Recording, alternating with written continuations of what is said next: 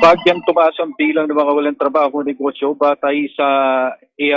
May Labor Force Survey ng Philippine Statistics Authority o PSA ayon kay Undersecretary Dennis Mapa, National Statistician at Civil Registrar General ng PSA na itala sa 2.50 million ang bilang ng mga walang trabaho negosyo noong Mayo 2026. Nasa 4.8%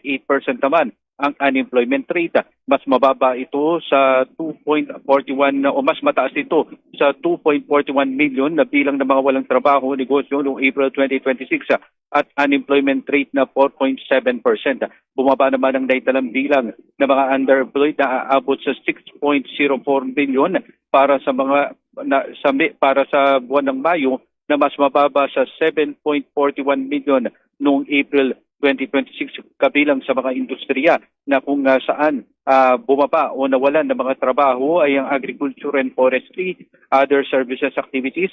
public administration and defense, compulsory social security, at wholesale and retail trade, repair of motorcycles and motor vehicles.